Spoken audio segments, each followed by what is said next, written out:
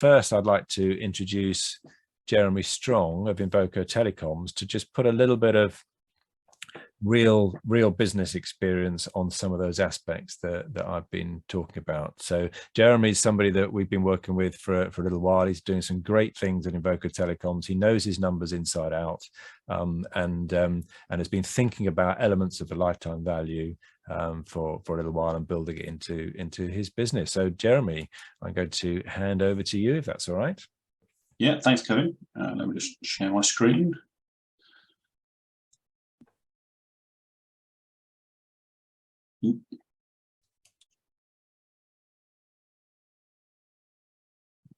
Yeah, everyone see that? Yeah? Yeah, we can, Jeremy. Cool. So yeah, thanks for that, Kevin. And as Kevin kind of mentioned, we've been working on, we're looking at customer lifetime value in our business for quite a while now. But before we're talking about customer lifetime value, I'm going to talk about marketing to begin with. So in my kind of simplistic brain, my definition of marketing, another equation, unfortunately, marketing equals creativity plus maths. Now, many of us might have the ability to do the creativity piece in-house, but the good news is that if you don't have that creativity, then there's plenty of outsourced marketing agencies that you can outsource that activity to. The maths part of the equation, the business maths around marketing, is less easy to outsource because it requires having systems and processes in place in order to be able to measure things like return on investment and all that kind of stuff. So that piece of the jigsaw is quite difficult to outsource. And I think that's something, because particularly small business owners, we tend to kind of struggle with a little bit.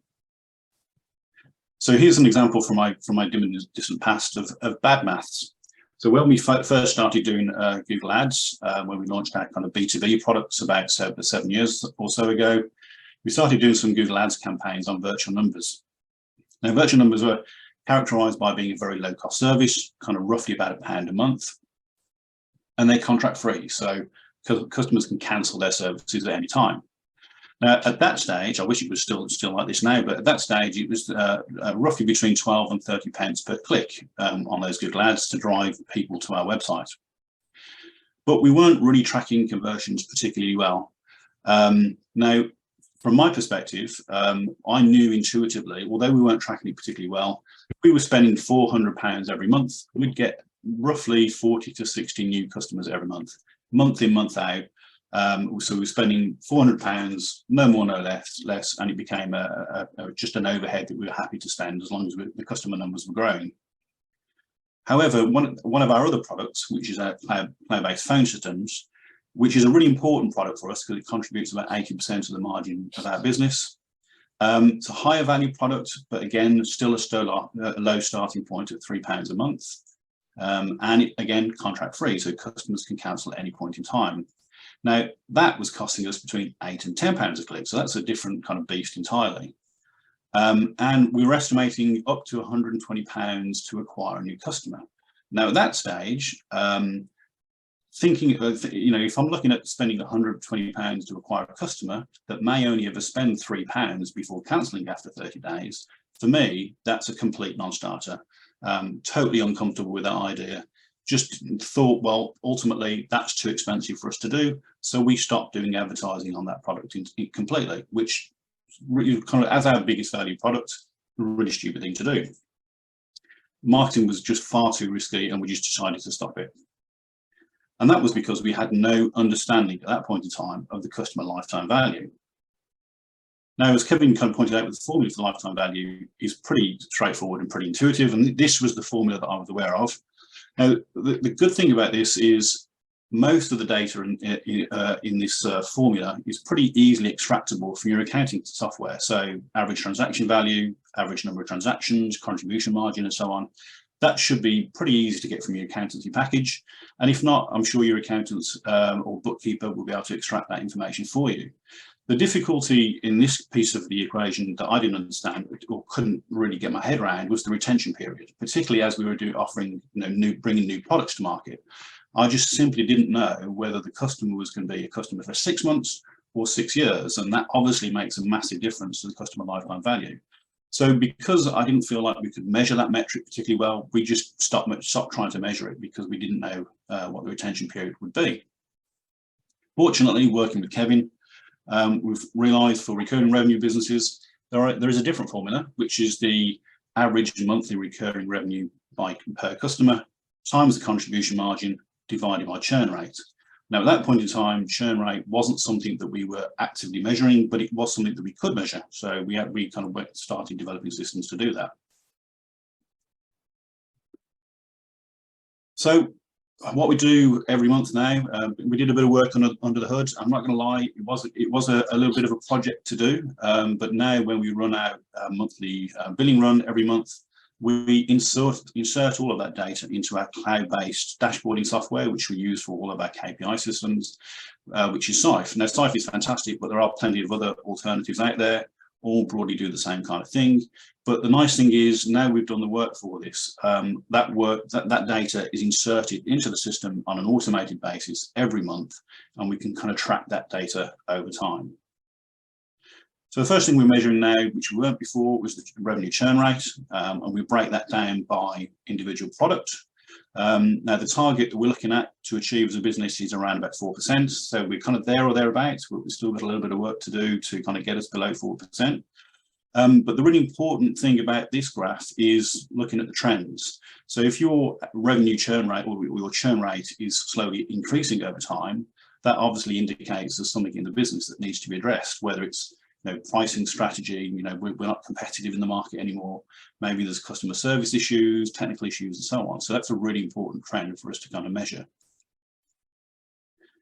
So now because of that, because we're measuring the churn rate and because we're aware of this new formula now, we can work out the customer lifetime value, again, broken down by month.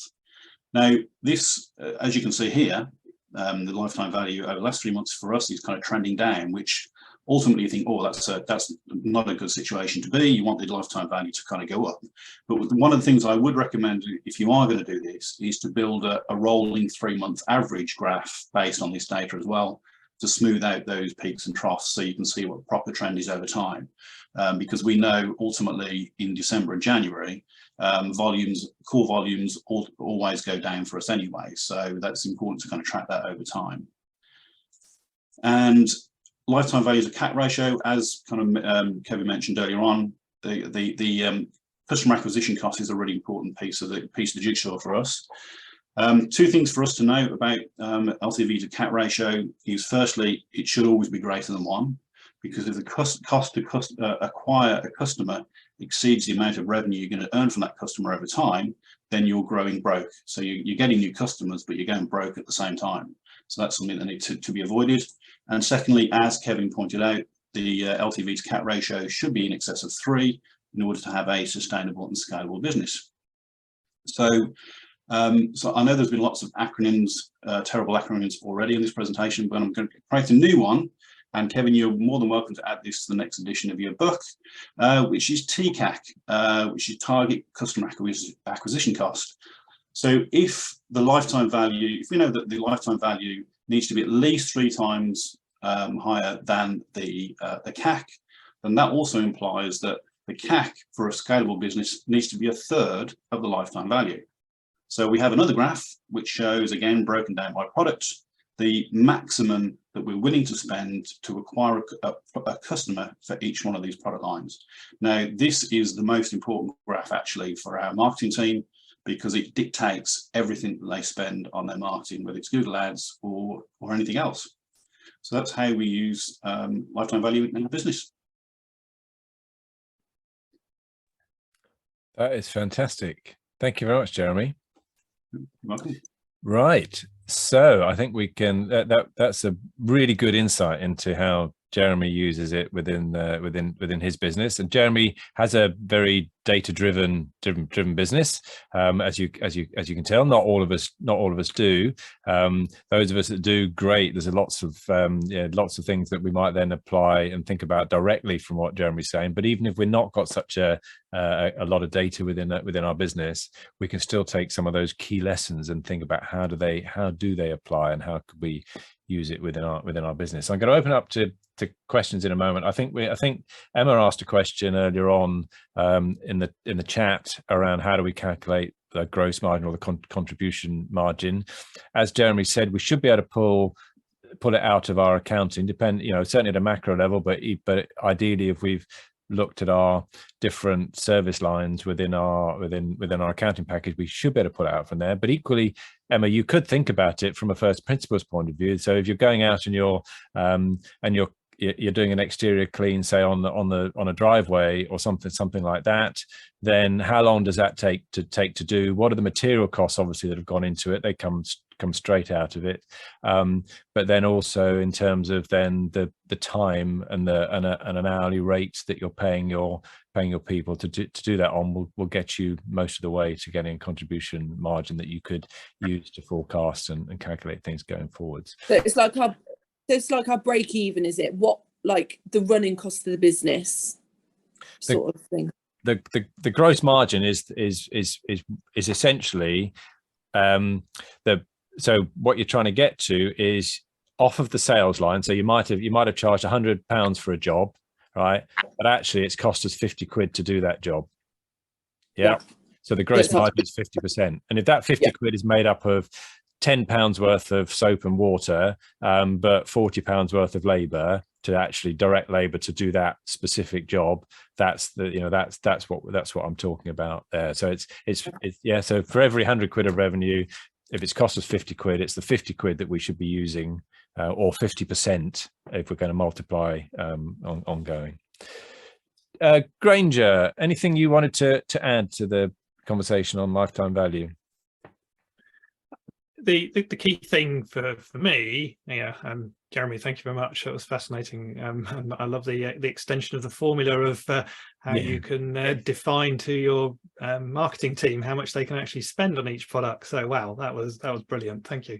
But the key thing for me is not necessarily the maths, okay, because some of us can get hung up on maths and find out something else. It's just understanding what those formulas are saying, and that key lever that Kevin's talking about, making that balance greater than 3, and focusing on your retention. How well is your customer retention? Focusing on the average value that you're getting from them. So it's looking at the formulas and thinking how you would use them to adjust that lever, rather than specifically getting focused in on the maths every single time. Though Jeremy's presentation showed that if you can then use it over a huge amount of data and get the data sets working for you, you can use it to a very successful degree. So thank you. Brilliant. Good. Louise, anything you want to add before we throw it open to questions?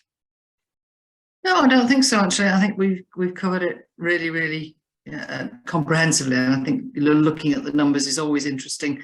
It's finding those key rules of thumb for me. Just, find 2 or 3 key rules of thumb that you are able to use on a regular basis to just, are we doing this thing right? Is it going in the right direction? And I think, just to say, find a couple of ratios that work for you. Good. So any questions then around the room? Either for us or for Jeremy. We got Jeremy here. It'd be a great opportunity if you do have any specific questions for Jeremy. Everybody's still trying to do the maths, Kevin. Yeah, I think so. Mark Richards. Mark. Yeah. So it's based around how the money multiplier works, based around risk and cost of acquisition. Once we get to a point where we start creating opportunity, and we're not looking at 1 or 2 opportunities, and I'm looking at probably a bit more higher value transactions, or monthly or weekly billing. So I can use an old business of mine. We were billing, say, 300 grand a week across 20, 30, 40 companies, depending. At what point, Jeremy, would you suggest that the volume takes over from the money multiplier?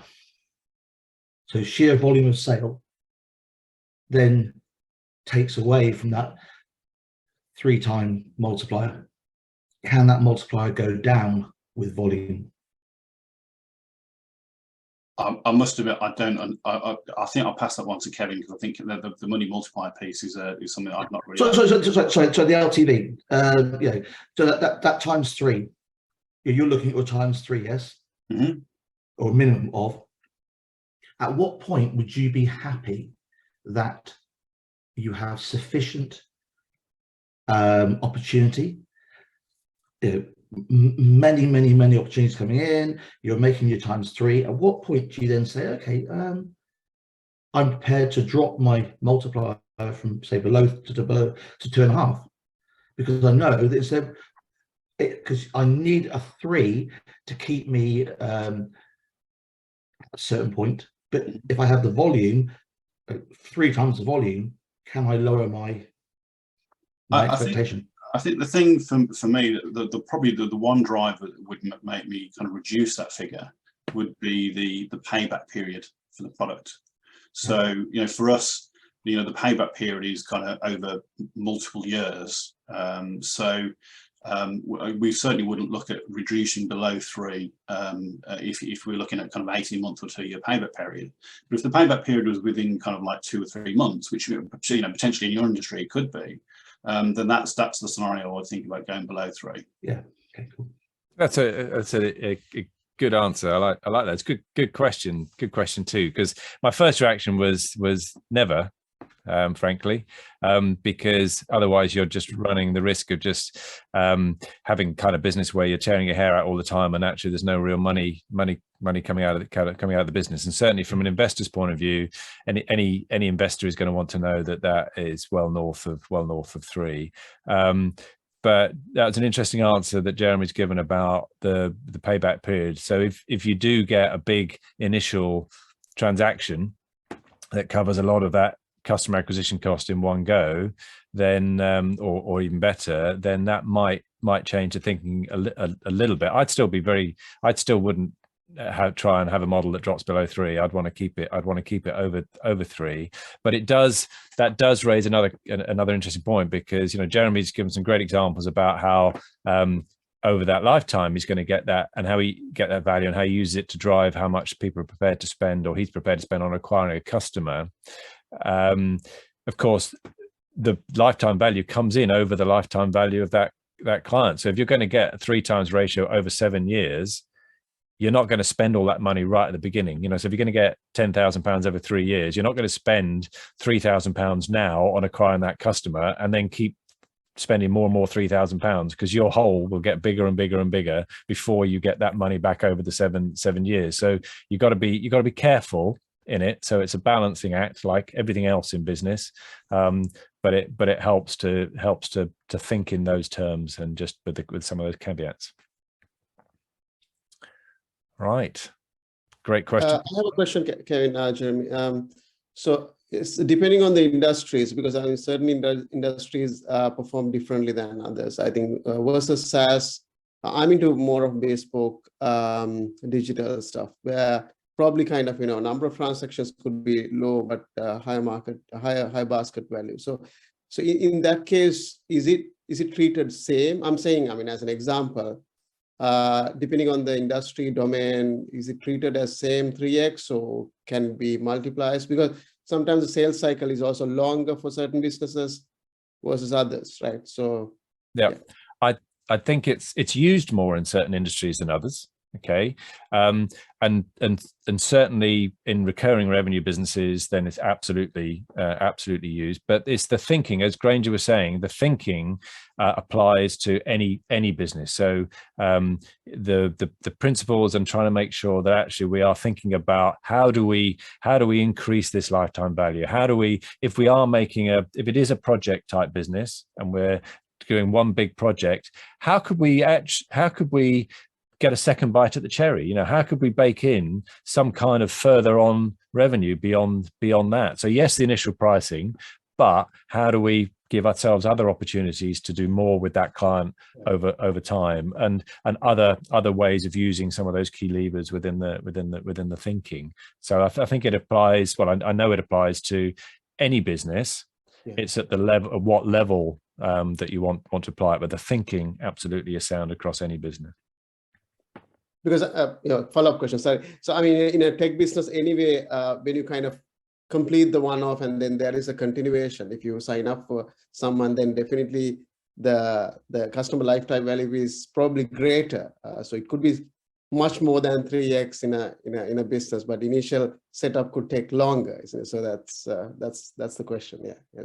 Yes, and of course but if it takes you 6 months to woo a client and get them to come on board, that should all be included in your customer acquisition cost, because you've got your time or your salespeople's time in talking to those customers. That should all be included in your customer acquisition cost. And that is one of the mistakes, actually. So thank you for pointing that out, because one of the errors that people make is they just think of the direct money they've spent on adverts, whether it be Google Ads, pay-per-click, or whatever, and they don't think of the time for their salespeople or their marketing people in having the discussions with the clients. And you need to include that.